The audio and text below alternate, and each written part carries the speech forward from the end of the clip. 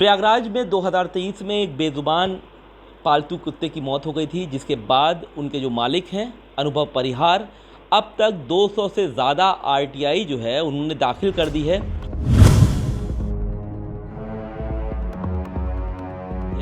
वो एक हत्या के तौर पर वो बता रहे हैं। ऐसे में हमारे बगल आप देख सकते हैं कि अनुभव परिहार बैठे हैं और हमारे ठीक सामने आप देख सकते हैं कि यहाँ पर काफ़ी फाइलें हैं जो पिछले कई महीनों से या फिर कहें कि लगभग 2 साल से अनुभव परिहार सबसे ये सवाल कर रहे हैं कि आखिर उनका जो पालतू कुत्ता जो परिवार का सदस्य था उसकी मौत का असल कारण क्या है। आप देख सकते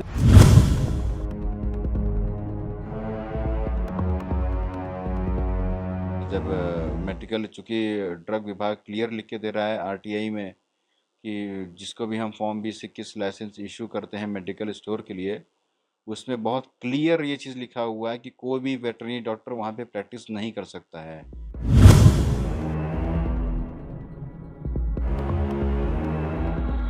प्रयागराज में 2023 में एक बेजुबान पालतू कुत्ते की मौत हो गई थी, जिसके बाद उनके जो मालिक हैं अनुभव परिहार अब तक 200 से ज़्यादा आरटीआई जो है उन्होंने दाखिल कर दी है कि आखिर उनकी जो कुत्ते की जो मौत हुई है वो एक हत्या के तौर पर वो बता रहे हैं। ऐसे में हमारे बगल आप देख सकते हैं कि अनुभव परिहार बैठे हैं और हमारे ठीक सामने आप देख सकते हैं कि यहाँ पर काफ़ी फाइलें हैं जो पिछले कई महीनों से या फिर कहें कि लगभग 2 साल से अनुभव परिहार सबसे ये सवाल कर रहे हैं कि आखिर उनका जो पालतू कुत्ता जो परिवार का सदस्य था उसकी मौत का असल कारण क्या है। आप देख सकते हैं आरटीआई का फाइल अलग रखी है, गैजेट है, एनिमल हस्बेंड्री है, ये डीएम साहब की फ़ाइल है, जितने भी सवालात किए गए हैं। और 200 से ज़्यादा आरटीआई दाखिल करने वाले शायद प्रयागराज के पहले शख्स भी अनुभव जी हो गए होंगे। और आप यहाँ लैपटॉप में भी देख सकते हैं कि उनका जो पालतू कुत्ता जॉनी है वो आपको यहाँ पर दिखाई दे रहा होगा। और अनुभव भाई भी अगर हम बात करें तो पेशे से वकील हैं। और सबसे पहला सवाल यही है, अब तक आपने 200 से ज़्यादा आरटीआई जो है वो दाखिल करी है, अब तक कहाँ तक आपकी लड़ाई पहुँची है और आखिर क्या मानते हैं कि किस वजह से जो है आपकी जॉनी की डेथ हुई है। जॉनी की डेथ के होने का तो सबसे बड़ा कारण यही था कि वहाँ पे जो डॉक्टर ने इंजेक्शन लगाया, मुझे इस बारे में कुछ बताया नहीं गया कि वो इंजेक्शन किस लिए होता है, इसके क्या साइड इफ़ेक्ट हैं, क्या साइड इफ़ेक्ट नहीं हैं। यदि ऐसा कुछ बताते वो कि भाई ये इसमें कुत्ते की जान भी जा सकती है, क्योंकि उन्होंने तो ओवरडोज तो किया ही है। ओवरडोज नहीं किया होता तो मेरा कुत्ता ख़त्म नहीं होता है। बाद में लगाने के बाद जब तबीयत ख़राब हो गई, कुत्ता ख़त्म हो गया, सारी चीज़ें मैंने होमवर्क की, तब मुझे पता चला ज़ैलाज़िन हकीकत में होता क्या है, इसके यूज़ क्या हैं। जब मुझे आरटीआई के ज़रिए पता चला कि ज़ैलाज़िन का यूज़ इस्तेमाल सिर्फ माइनर और मेजर ऑपरेशन के लिए यूज़ किया जाता है, ना कि बाल काटने के लिए। अब डेथ हो गई, उसके बाद फिर पुलिस ने हमारी एफआईआर लॉन्च नहीं की। चूँकि मैं खुद एडवोकेट हूँ, फिर हमने लीगल प्रोसेस में खुद स्टार्ट किया। आरटीआई के ज़रिए हमने सूचना लेना स्टार्ट की। सूचना में बहुत चीज़ें निकल के आई कि इनका ये नगर निगम में रजिस्टर्ड नहीं है, एनिमल हस्बेंड्री में नहीं है, वेटरनरी काउंसिल में नहीं है, और ये अवैध रूप से चला ही रहे थे। अवैध रूप से आपका क्या बोलते हैं, इनका जब मेडिकल चूँकि ड्रग विभाग क्लियर लिख के दे रहा है आरटीआई में कि जिसको भी हम फॉर्म 20-21 लाइसेंस इशू करते हैं मेडिकल स्टोर के लिए, उसमें बहुत क्लियर ये चीज़ लिखा हुआ है कि कोई भी वेटरनरी डॉक्टर वहाँ पे प्रैक्टिस नहीं कर सकता है। तो क्वेश्चन तो यहीं सीधे सीधे उड़ जाता है कि डॉग केयर सेंटर जो अपने आप को 1976 से बता रहे हैं कि हम वहाँ रन कर रहे हैं, तो तब प्रैक्टिस तो उनकी तब से चल रही है, तो मेडिकल स्टोर भी तब से उनका लाइसेंस रहा होगा। यानी इतने साल वो अवैध रूप से चलता रहा और प्रशासन को इस बारे में पता ही नहीं चला। अब प्रशासन को जब नहीं पता चला, खैर हमको जो होना तो हो गया। मैंने करीबन 1.5 साल तक इसमें होमवर्क किया। होमवर्क जब अच्छे से कर लिया, मुझे लगा अब शिकायत करनी चाहिए, तो 18 मार्च को हमने शिकायत की ड्रग विभाग को भी और एनिमल हस्बेंड्री को भी। ड्रग विभाग तुरंत एक्शन में आ गया, उन्होंने तुरंत डॉग केयर सेंटर का लाइसेंस कैंसिल कर दिया। लाइसेंस करने के पश्चात फिर उन्होंने लाइसेंस कैंसिल कर दिया। लाइसेंस करने के पश्चात फिर वो लोग हमको कई बार अप्रोच भी किया कि आप कंप्लेंट वापस ले लीजिए, और थोड़ा अलग प्रकार का हमको दबाव भी थोड़ा सा मिला कि भाई आप रहने दीजिए, इग्नोर करिए। लेकिन मैं पीछे नहीं हटा, मैंने कहा नहीं भाई, जो नियम था जो होगा वो तो होगा ही उस चीज़ के लिए। और अब बात आती है कि वो अवैध रूप से कैसे रन कर रहे हैं। अवैध रूप से ऐसे रन कर रहे हैं, 2 गैजेट है मेरे पास और एक रूलिंग भी है।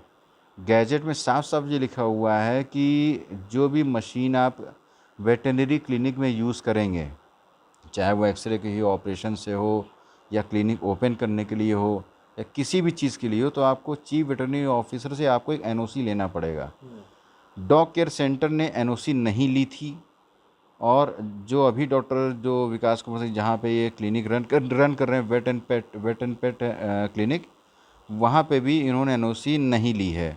ये सीवीओ का आरटीआई है मेरे पास, जो इन्होंने एनओसी नहीं ली है, और ये गैजेट में लिखा हुआ है। प्लस स्टेट पोल्यूशन बोर्ड, जो कि बायोमेडिकल वेस्ट मैनेजमेंट को सब मतलब उनका काम है करने का, वही करते हैं वो लोग, उनके ज़रिए भी मैंने आरटीआई की बात मेरे पास की, ये दोनों लोगों ने कभी एनओसी ली ही नहीं है।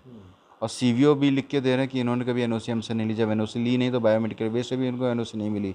जब एनओसी मिली ही नहीं किसी भी प्रकार से, तो अवैध रूप से तो चलना वैसे ही हो गया, और अवैध रूप से इनका हमेशा चलता रहा। अब जब जब ड्रग विभाग ने जब इनका छापा मारा था इनके डॉग केयर सेंटर पे, और छापा मारने के पश्चात इनका सील लाइसेंस निरस्त किया गया था, जो भी जांच की गई थी, उसमें क्लियरली ये मेंशन किया गया है कि डॉक्टर विकास कुमार सिंह मौके पर पाए गए और औषधि का क्रय विक्रय करते हुए। ये बाकायदा ड्रग विभाग की रिपोर्ट में है, ये भी एक ऑफेंस है। और ये चूँकि 2025 में ये पाए गए, डेट मुझे याद नहीं आ रही कौन सी, अप्रैल में शायद पाए गए, और इन्होंने जो ज्वाइन किया था वो चौथे महीने 2023 में डॉग केयर सेंटर ज्वाइन किया था, यानी पिछले 2 साल से दवा ही बेच रहे थे वहाँ पे। अच्छा, ये कब की घटना है? अगर हम बात करें तो ये कब की घटना है जब आप बाल कटवाने के लिए गए 10 सितंबर 2023 की है? हाँ। अच्छा, अब तक इतनी आरटीआई आपने दाखिल की, क्या संतोषजनक आपको जवाब मिल रहा है? संतोषजनक तो नहीं मिला, क्योंकि हमारे इलाहाबाद में कहावत कही जाती है कि आम की लकड़ी आम में ही लगती है, तो एनिमल हस्बेंड्री इनका पूरा सपोर्ट कर रहा है। मेरे पास ऐसे कई आरटीआई हैं जिसमें एक ही जवाब एक ही अधिकारी अलग अलग दे रहा है, दोनों क्वेश्चंस का मतलब सेम है लेकिन जवाब अलग अलग मिल रहे हैं। ऐसे कई क्वेश्चन है मेरे पास जहाँ पे एक अधिकारी कुछ कह रहा है, दूसरा अधिकारी कुछ कह रहे हैं। मेरे पास से एक आरटीआई कमीशन में मेरा फाइल गया हुआ था, उस आरटीआई क्वेश्चन में मैंने पूछा था कि क्या वेटरनरी डॉक्टर ज़ैलाज़िन यूज़ कर सकते हैं, ऐसे कुछ था, मुझे क्लियर याद नहीं आ रहा है। हाँ, ऐसे कुछ क्वेश्चन था, मुझे क्लियर याद नहीं आ रहा है।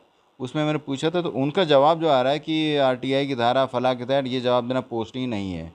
और सेम क्वेश्चन का जवाब चीफ वेटरनरी ऑफिसर जौनपुर की तरफ से मुझे आ गया लिख के कि हाँ, ज़ैलाज़िन यूज़ करते वक्त रिटर्न परमिशन चाहिए होती है, और बाल काटने के लिए तो लगाने के लिए तो यूज़ नहीं करना चाहिए। ऐसे मतलब कुछ आरटीआई में भी अलग अलग जवाब अलग है, मेरे पास प्रूफ रिकॉर्ड है मेरे पास इस बात का। हाँ, अच्छा, आगे क्या करेंगे? अगर हम बात करें कि आरटीआई थे आपका काम, तो क्या इलाहाबाद हाईकोर्ट का दरवाजा खटखटाएंगे? 100%। यदि ऊपर शासन ने यदि जस्टिफाई नहीं किया, क्योंकि मेरे पास तो सारा रिकॉर्ड है, और यदि क्योंकि अब रिकॉर्ड का यही समझ लीजिए कि पुलिस में इतने साक्ष्य मैंने दे दिए, मेरे पास गैजेट है जो मैं आपको बता रहा हूँ, सीधे ऑफेंस बन रहा है कि कुत्ते के बच्चे वो बेचते हैं, और 66 ये सीधे ऑफेंस है। आप कुत्ते के पेट शॉप में पेट रजिस्ट्रेशन एक्ट 2018 के तहत यदि आप रजिस्टर्ड नहीं है और आप कुत्ते के बेच रहे हो तो ऑफेंस है। और आप आपका खुद का गूगल पे, जस्ट डायल पे आपकी खुद की वेबसाइट है, आपने स्वयं लिखा है कि हम कुत्ते के बच्चे भी, ऑफेंस तो यही हो गया। ये मैंने प्रूफ दिया पुलिस को। उसके बाद ये गलत फहरा है कि हमारी दुकान 1976 से चल रही है, जबकि रजिस्टर्ड है आपकी मेडिकल स्टोर की, एनओसी आपने ली नहीं है, अवैध तो आपके वैसे ही हो गई। प्लस 66D आईटी एक्ट में आप आ रहे हैं, क्योंकि आप लोगों को भ्रमित कर रहे हैं। कई चीज़ें ऐसी हैं जो पुलिस ने एफआईआर लॉन्च नहीं की मेरी, तो मुझे तो शासन पे अभी जो डीएम साहब ने जो समिति बनाई उन पर तो भरोसा है, बाकी और पुलिस पे कह लीजिए उस पर कह लीजिए तो थोड़ा मैं 10 बार सोचूंगा। अच्छा, कितने सालों से जॉनी आपके साथ रह रहा था? जॉनी मेरी समझ से 2 से 2.5 साल रहा होगा मुश्किल कहाँ से से। आप लाए थे? शिमला शिमला से लाया था। ठीक है, तो बिल्कुल। कितने आप लोग परिवार में कौन कौन है आपके? मैं हूँ, फादर है, मदर है, वाइफ है, 2 बेटियाँ हैं। ठीक है, तो बिल्कुल आप देख सकते हैं हमारे साथ ये अनुभव परिहार जी थे, जिनका सदस्य था जॉनी, और हालांकि वो अब इस दुनिया में नहीं है। शिमला से लेकर आए थे और अब ये जगह जगह जा रहे हैं और इंसाफ की गुहार लगा रहे हैं। आरटीआई की अगर बात करें तो 200 से ज़्यादा आरटीआई इन्होंने दाखिल की है, और अब इलाहाबाद हाई कोर्ट भी जाने की तैयारी कर रहे हैं ताकि जॉनी को इंसाफ मिल सके। वीडियो जर्नलिस्ट संगीत उपाध्याय के साथ सैयद आखिर, पंजाब केसरी टीवी, प्रयागराज। हमसे जुड़े रहने के लिए हमारे YouTube चैनल को सब्सक्राइब करें और नई वीडियो की नोटिफिकेशन के लिए बेल आइकॉन को दबाएं। अगर आप ये वीडियो Facebook पर देख रहे हैं तो लाइक जरूर करें और ज्यादा से ज्यादा शेयर करें। धन्यवाद।